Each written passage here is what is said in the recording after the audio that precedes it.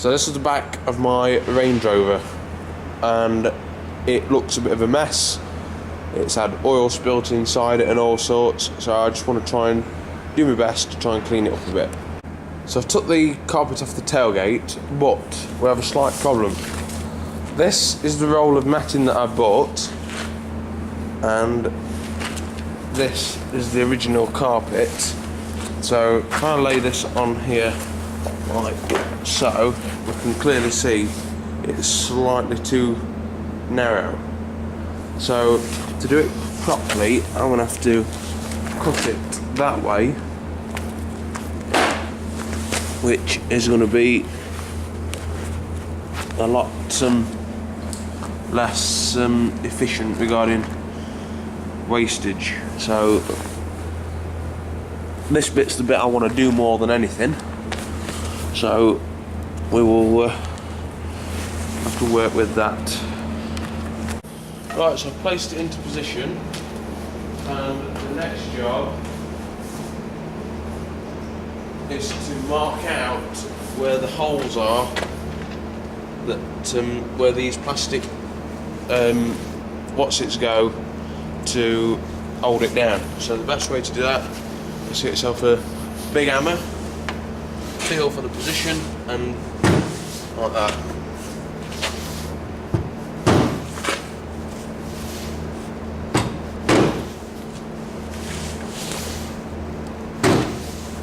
So when I take this out, I should have 4 marks as to where I can drill. 1, 2, 3, 4. So I drilled these holes in here to 8.5mm diameter to suit the plastic screw, if you like. That should be alright. It's looking a lot better than what it did, in my opinion. But I've now got to work out how to do the inside bit. So I might have to leave that one with me a bit. What I'm going to do, I think I'll put a couple of screws down the side on here just to hold it down a bit, and then I think we're good to go. But a carpet set for one of these Range Rovers is £800 or 600, I think. So this is definitely the most cost-effective solution. And if I did buy a new carpet set, which I'm not going to do anyway, I'm not going to spend that amount of money. If I did buy a new carpet set, then there's always a possibility it's going to end up covered in oil like the old set. So that's that. So I decided to pot rivet down the side of here. A couple of reasons: because it's easier to get it off if you need to take it off, because the screws might rust into place, and it looks a bit neater, and it's just quicker in general, really. So this is now complete, and we'll move on to the next bit. So with all the stuff out of the way, I've taken the partial shelf down, and I have tipped the front seats, which reveals this mat. So the mat is there to prevent the carpet getting damaged, so obviously. So pull that out now. Also, all the muck that gets on there, we can tip on the floor without getting it inside the truck.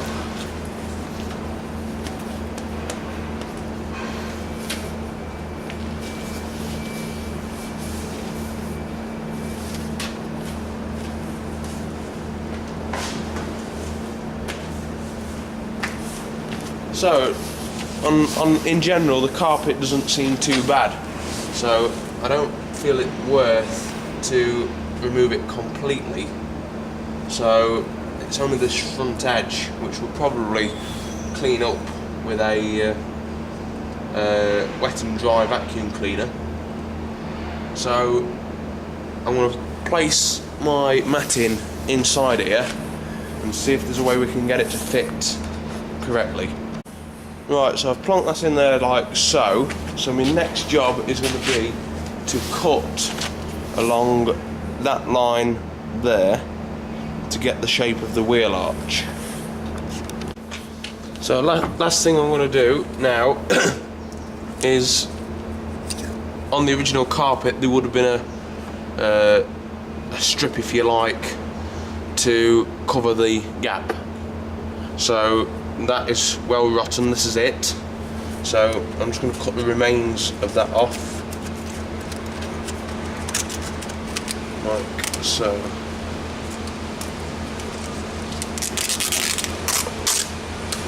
Didn't even need a Stanley knife, look.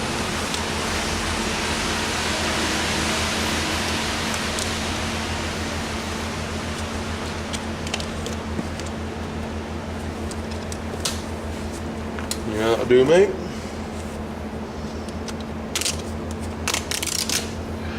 Trouble is with this stuff, it's all brittle, so it's no good at all.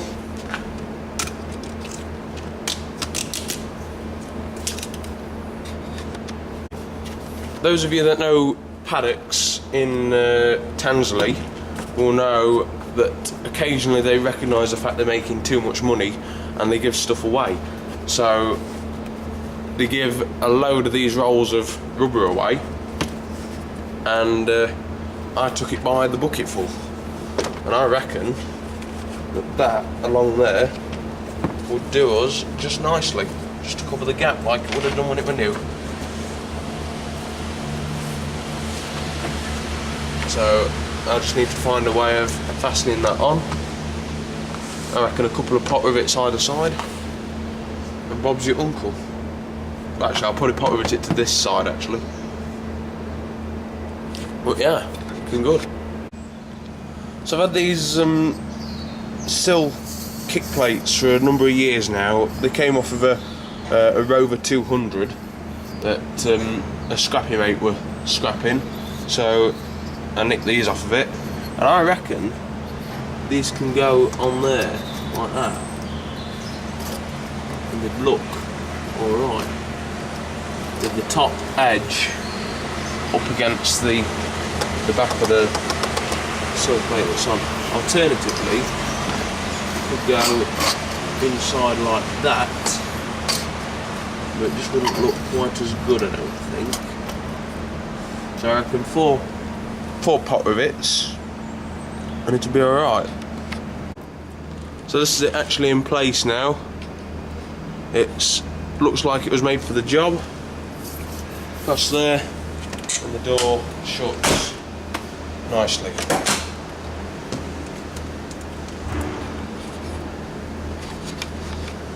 Next thing I'm going to do is get this thing out of the workshop, but someone's put a skip in the way, so I might not be able to do it. So I'll put the camera at the back and we'll see how we get on. I want to spend a bit of time today just sorting the Range Rover out a bit, get it back up to scratch and whatever. It's in a bit of a mess at present because it's not been washed for a while, but my first job is going to be to have a look at the handbrake. This is obviously a spare gearbox that I've got, but it's good to show exactly what I want to do. So at the minute this is spinning quite freely, but what we want is we need a 7/16 spanner, and down the side there, which you cannot see, there is a square-headed bolt. I have a torch over here, and then we can see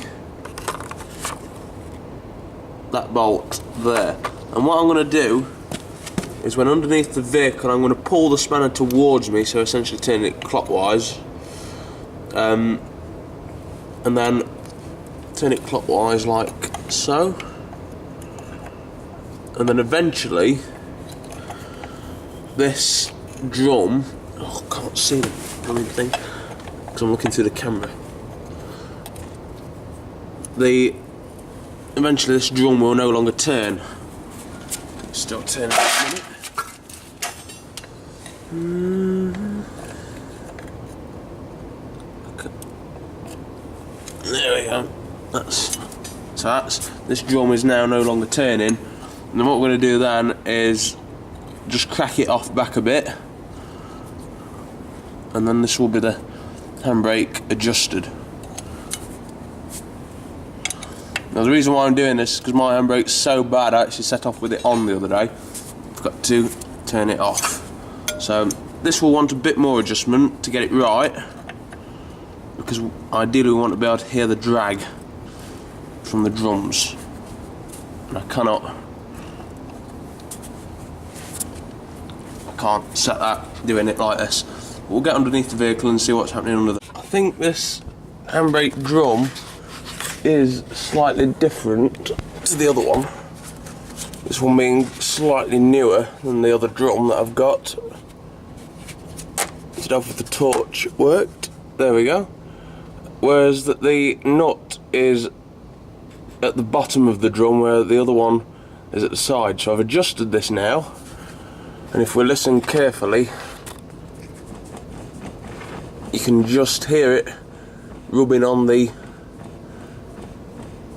shoes. So I'm going to go back up and then we'll see what it holds like. Looking at the state of the drum, this could be an oil problem that we've got here. Turn the radio off. Because the handbrake still comes quite high. So let's go and see where let's go and find a hill.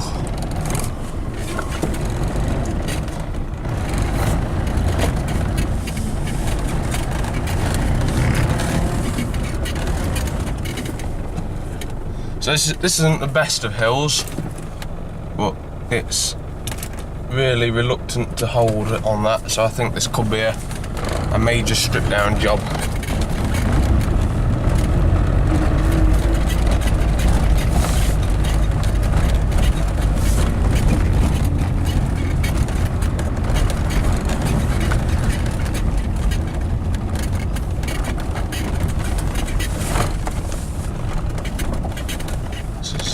Fairly steep now, so it is holding. It's not as good as what I would like, so I don't know.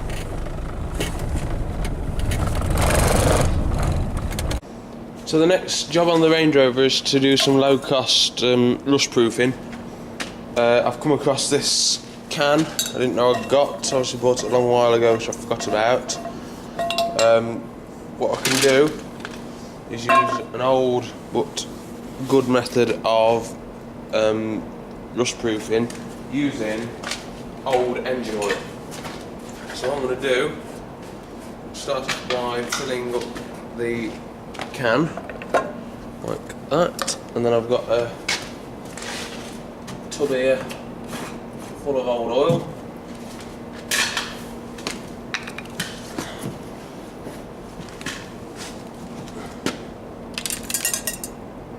That's obviously not what you want if this was actually going in the engine. But old engine oil is full of carbon and general crap, and it will help stick to the chassis. So I'm not convinced this is actually old engine oil, so I think that's old gear oil. So just bear with me.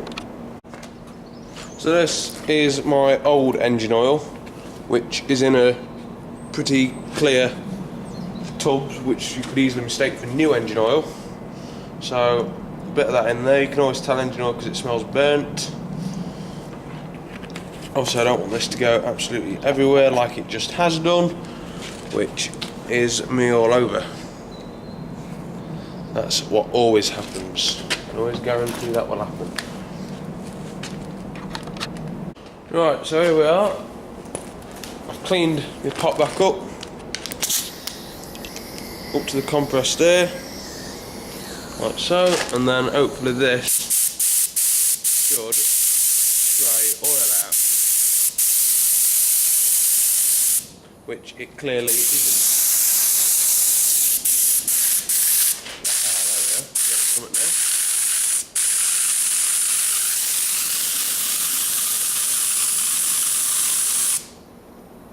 So, what I'm going to do is I'm going to jack the back end of the truck up and then blast the underbody rear floor pan.